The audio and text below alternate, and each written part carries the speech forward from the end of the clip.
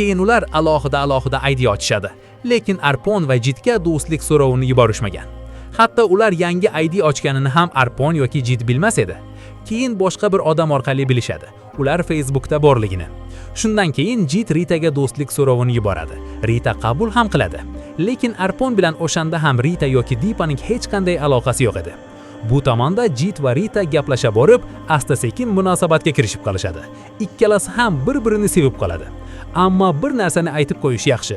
Rita bilan munosabatga kirishishdan bir necha kun oldin Jitning ajralishi bo'lgan edi. Keyin u Ritaning hayotiga keladi. Hammasi yaxshi ketayotgan edi. To'satdan bir kuni Jit aytadi. U Rita bilan munosabatni davom ettirmasligini, u eski sevgilisiga qaytishini va oxir-oqibat Jit shuni qiladi.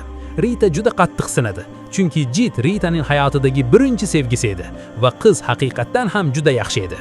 Keyin ular alohida idea ochishadi, lekin Arpon va Jitga do'stlik so'rovini yuborishmagan. Hatto ular yangi idea ochganini ham Arpon yoki Jit bilmas edi. Keyin boshqa bir odam orqali bilishadi. Ular Facebookda borligini. Shundan keyin Jit Ritaga do'stlik so'rovini yuboradi. Rita qabul ham qiladi. Lekin Arpon bilan o'shanda ham Rita yoki Dipaning hech qanday aloqasi yo'q edi. Bu tomonda Jit va Rita gaplasha borib, asta-sekin munosabatga kirishib qolishadi. Ikkalasi ham bir-birini sevib qoladi.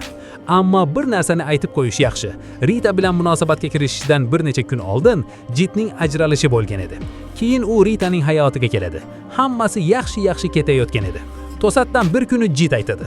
U Rita bilan munosabatni davom ettirmasligini, u eski sevgilisiga qaytishini va oxir-oqibat Jit shuni qiladi. Rita juda qattiq sinadi, chunki Jit Ritaning hayotidagi birinchi sevgisi edi va qiz haqiqatdan ham juda yaxshi edi.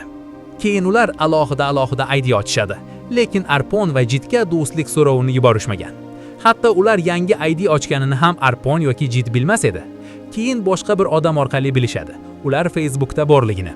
Shundan keyin Jit Ritaga do'stlik so'rovini yuboradi. Rita qabul ham qiladi. Lekin Arpon bilan o'shanda ham Rita yoki Dipaning hech qanday aloqasi yo'q edi. Bu tomonda Jit va Rita gaplasha borib, asta-sekin munosabatga kirishib qolishadi.